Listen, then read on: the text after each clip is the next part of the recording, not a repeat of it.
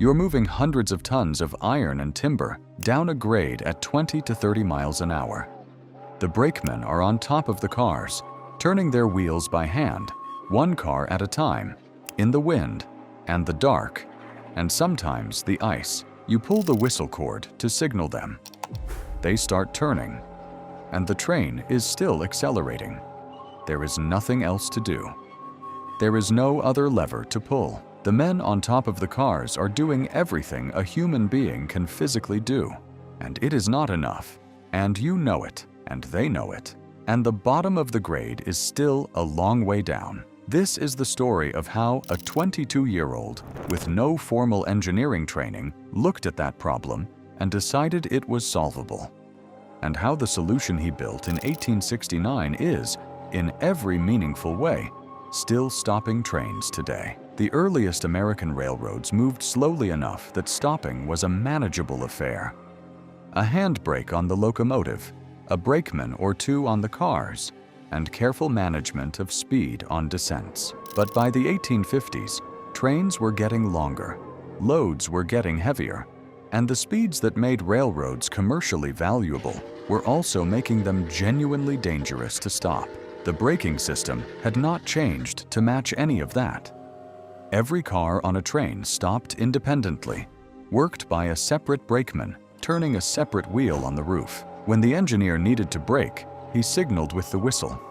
The brakeman heard it, started turning, and the braking force built up gradually, car by car, as each man applied his wheel. On a short train on flat ground, the system worked tolerably. On a long train on a grade in winter, with icy handholds and a crew of 6 managing 18 cars, it was a problem that the industry had simply decided to live with. The death toll was not hidden. The statistics were published, discussed in the trade press, and entered into congressional testimony. Brakemen fell from cars. Trains overran stations.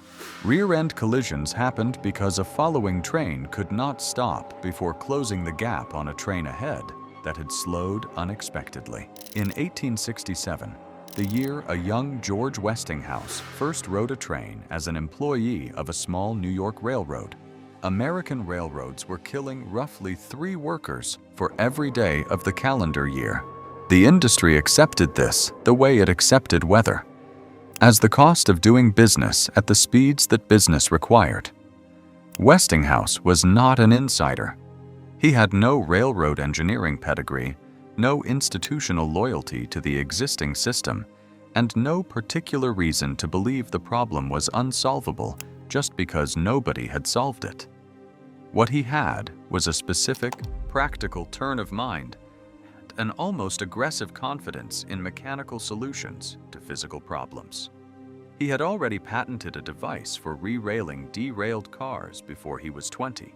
When he saw a problem, he looked for the mechanism that would fix it, not the reason it couldn't be fixed. The story of what changed his thinking has been repeated often enough that its exact truth is difficult to verify, but its essential shape is consistent across accounts. In 1866, Westinghouse witnessed the aftermath of a head-on collision near Troy, New York.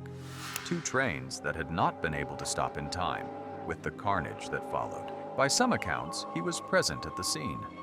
By others, he only read about it. What is certain is that by 1867, he was working on a braking system that could stop every car on a train simultaneously from a single control point in the locomotive cab, without requiring a man on the roof of every car to make it work. The concept Westinghouse arrived at was elegant in the way that genuinely good engineering solutions tend to be. Rather than transmitting force mechanically down the length of a train, which would require either a rigid connection impractical over any real distance, or a chain of human operators working in sequence, he would transmit it through a medium that could flow instantly through a pipe running the entire length of the train. That medium was compressed air. The system he patented in 1869 used a steam-powered compressor on the locomotive to fill a main reservoir with compressed air. A pipe ran from that reservoir the full length of the train, connecting to a cylinder on each car. When the engineer opened the control valve, compressed air flowed down the pipe and into the cylinders, pushing pistons outward and forcing brake shoes against the wheels. Every car braked at essentially the same moment. The engineer did not need to signal anyone. The brakemen did not need to leave their seats. The braking force that had previously required 6 men turning wheels in the wind could now be applied by 1 man moving a single lever in the warmth of the cab. It worked. The first demonstration on the Panhandle Railroad outside Pittsburgh in 1868 stopped a train in a dramatically shorter distance than handbrakes could have managed. The railroad men who watched it were not universally convinced. Some worried about the complexity of maintaining airlines across dozens of cars. Some doubted whether the connections between cars would hold under pressure. A few simply did not believe that something so different from what they knew could be trusted with their equipment and their crews. The objections were understandable. The system required every car in a train to be equipped, plumbed, and maintained. A single failed connection could compromise the whole. And the railroads of 1869 were not organizations that embraced expensive infrastructure changes without persuasion. Westinghouse spent the better part of the next decade persuading them. He improved the system continuously, addressing each failure mode as it emerged in real service. But the more fundamental problem with the 1869 design revealed itself not in a shop, but on a grade. And it revealed itself the way these things always do, through an incident that should not have happened. The straight air system, as the original design came to be called, sent air down the line to apply the brakes. That meant the brakes required an active supply of pressure to function. If the airline was severed, if a coupling failed between cars, if a hose burst under pressure, the brakes did not apply. They released. A train that lost its airline on a grade did not slow down. It sped up, now without any braking force at all, because the system that was supposed to stop it had just failed in the most dangerous possible way. This was not a theoretical concern. Trains separated on grades.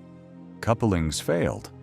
And when they did under the straight air system, the result was a runaway that the engineer had no mechanism to prevent and no way to stop. Westinghouse understood that the logic of the system was backwards. A braking system for a railroad train should not require an active input to function.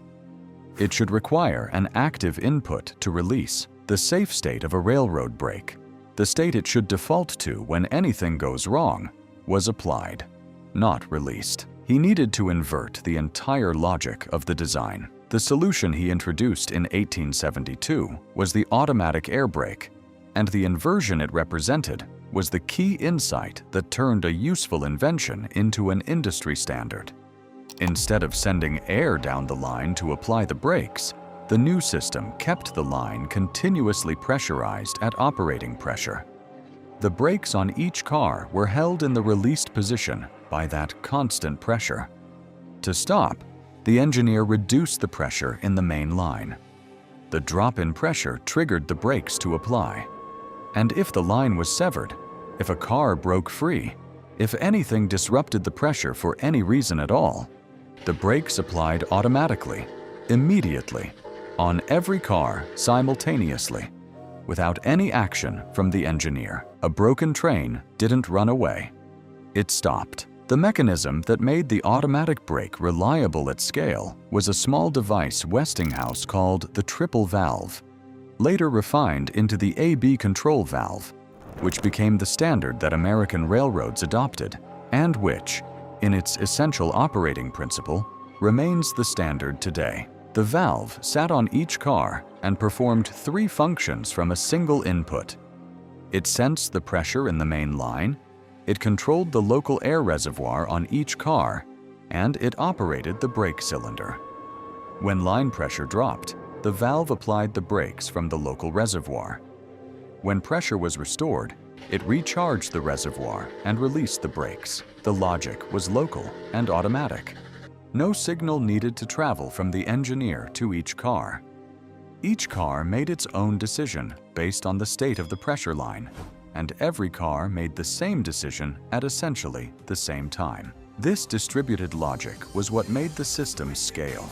A train of 10 cars and a train of 100 cars behaved the same way under the automatic brake because the response wasn't propagating from one end to the other.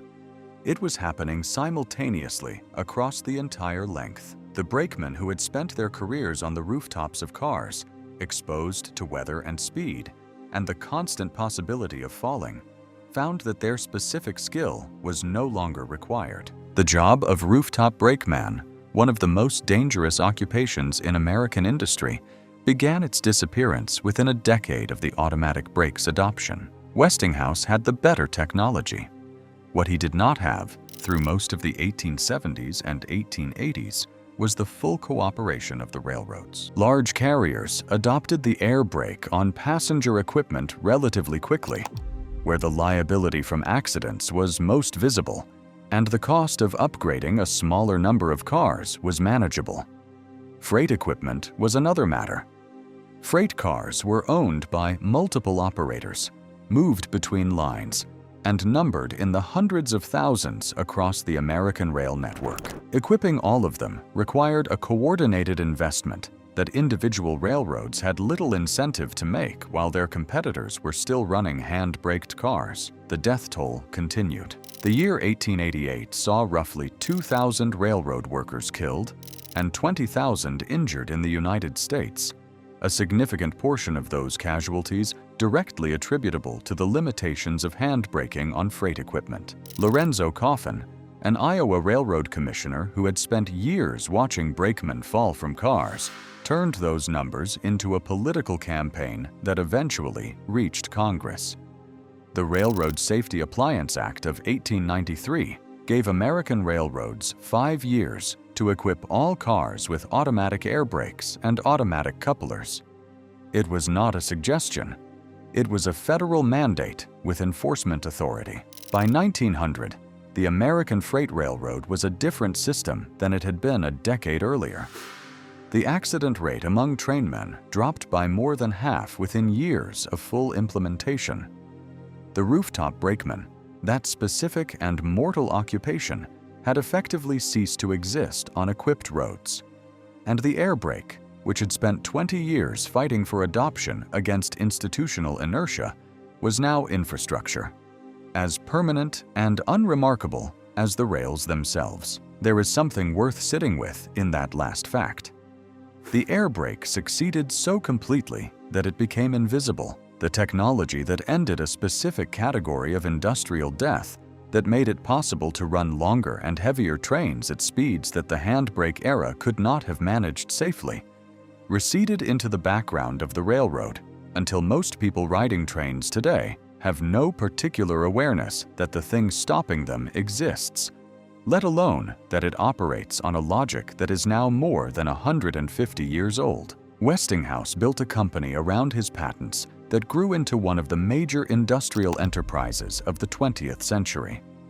He went on to be central to the alternating current electrical system that powers the modern world. The air brake was, in his own accounting, the work he was most proud of, the first major problem he solved, and the solution that lasted longest without fundamental revision. The brakemen whose jobs it eliminated left no monument. The profession they practiced, climbing to the roofs of moving cars in darkness and winter to turn iron wheels by hand, was genuinely dangerous work done by men whose names are not in the histories. What the air brake took from them was an occupation. What it gave everyone else was a railroad network that could operate at the speeds and scales that the 20th century required. Walk into any railroad yard in North America today, and you will find the direct lineal descendant of the system Westinghouse, patented in 1872. The specific components have been refined across 150 years of continuous service.